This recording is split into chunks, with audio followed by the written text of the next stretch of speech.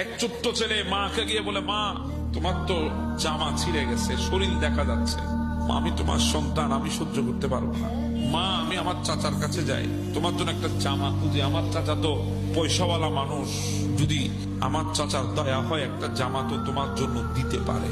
মা বলে, না রে বাবু, তোর চাচা তুই যেমনটা মনে করছিস তেমনটা না, তোর চাচা যদি এতটা দয়ালু হতো আজকে তোকে নিয়ে আমার কষ্ট করা লাগতো না।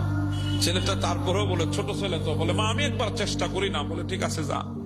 গেছে চাচার কাছে, চাচা জামা দেয় নাই, দূর দূর করে দাঁড়িয়ে দিছে। ছেলেটা কান্না করতে করতে আসে, রাস্তায় একজনকে পেলেন, মানুষটা জিজ্ঞাসা করে, তুমি কান্না করছো কেন? বলে আমার মায়ের জামা ছিঁড়ে গেছে, গিয়েছিলাম চাচার কাছে, চাচা আমাকে দূর দূর করে তাড়িয়ে দিয়েছে, আমার মায়ের জন্য আমি জামা ব্যবস্থা করতে পারি নাই, সেজন্য কাঁদছি। ওই প্রতীকটা ডাক দিয়ে বলে, বেটা তোমাকে এমন একটা জায়গা দেখিয়ে দেব যেখানে গেলে খালি হাতে আসতে হবে না। বলে জায়গাটা কি? বলে যাও তুমি খাতিমে কাবার পাশে একটা ঘর আছে, দারুল আরকাম, ওখানে একজন সুন্দর চেহারার মানুষ বসে আছে, তুমি গিয়ে তাকে বলো, বলার সাথে সাথে যা জিজ্ঞেস করবা, যা তুমি চাইবা তা তুমি পেয়ে যাবে, কিন্তু সেই মানুষটা তোমার ধর্মের না, সেই মানুষটা হচ্ছে মুসলমানদের নবী, আল্লাহর রসুল।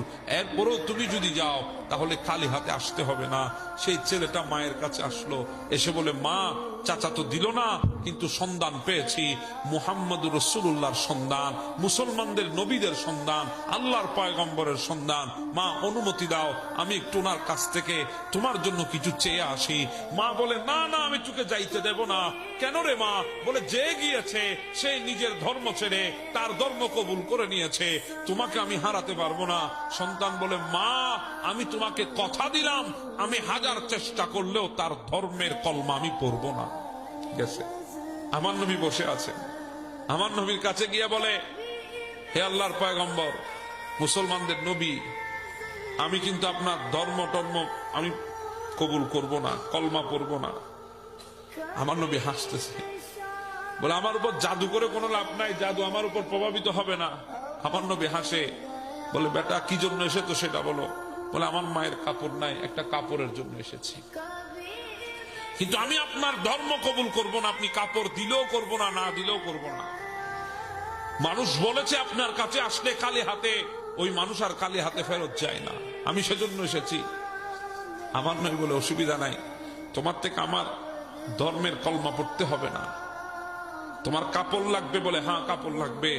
আমার নবীর শরীরের উপরে চাদর ছিল, চাদর মুবারক।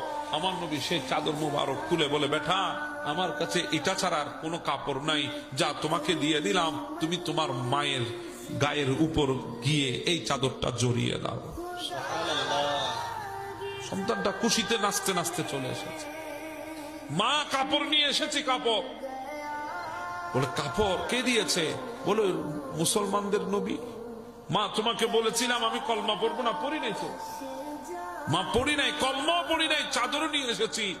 মা তোমাকে জড়াই দি।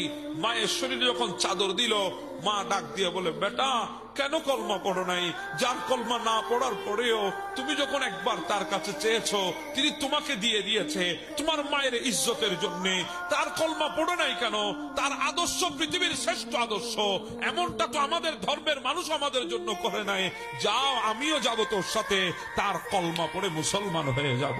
সুবহানাল্লাহ, এইটাই আমার নবীর আদর্শ ছিল। আমার নবীর জুবানের শব্দ এত সুন্দর ছিল, বিধর্মীরা পর্যন্ত নবীর কলমা পড়তে বাধ্য হয়েছে। কিন্তু আপনি নবীর উম্মত, আপনার জুবানের ভাষা কর্কশ। কথা বলেন ঠিক না? আপনার জুবানের ভাষা কঠিন, আপনার জুবানের ভাষা শক্ত। মুমিনের জুবানের ভাষা কখনো শক্ত হতে পারে না। অসুবিধা হচ্ছে আপনাদের? মুমিনের জুবানের ভাষা কখনো শক্ত হতে পারে না। মুমিনের জুবানের ভাষা হবে নরম, তুলতুলে, বের হবে জুবান থেকে, আঘাতটা করবে হৃদয়ের মধ্যে গিয়ে। এটা হবে মুমিনের জুবানের শব্দ। এজন্য কথা বলতে হলেও একটু শালীনতার সহিত কথা বলার দরকার আছে না নাই?